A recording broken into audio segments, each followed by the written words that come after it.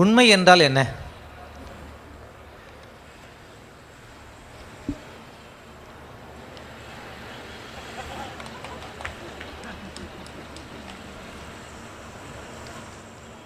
அதுதான்.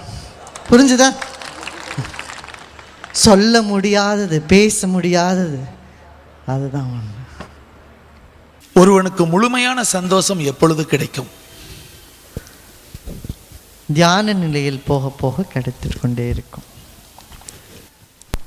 மனசை ஒடுக்கிறது கஷ்டம் கஷ்டம் கஷ்டம் சொல்கிறாங்களே, ஒரு நிமிஷம் நிற்க முடியாது, எங்கேயும் மனசை நிறுத்த முடியாதுன்னு சொன்னாங்களே, அவங்கெல்லாம் தெரியாதவங்க தான் அப்படி சொல்கிறாங்க. அது எப்படி மனசை நிறுத்தணும் தெரிந்து கொண்டால் அது ஒன்றும் பெரிய விஷயம் இல்லை. புரியுறதா? நல்லது. உட்கார். உறக்க நிலைக்கும் தியான நிலைக்கும் என்ன வித்தியாசம்? உறக்கம் உறக்கம், தியானம் தியானம் தான்.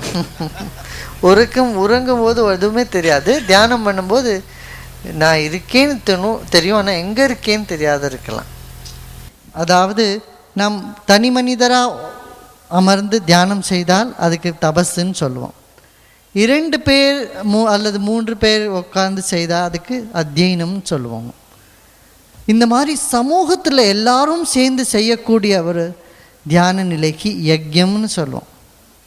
அந்த மாதிரி யஜ்யத்திலோட பலன் சீக்கிரமாக கிடைக்கும்னு சொல்லியிருக்கு. அது அப்படி ஆயின்றிருக்கு. குரு என்னோடு இருக்கிறார் என்பதை நான் எப்படி அறிவது? அது எப்போது வேணாலும் அறியலாமே.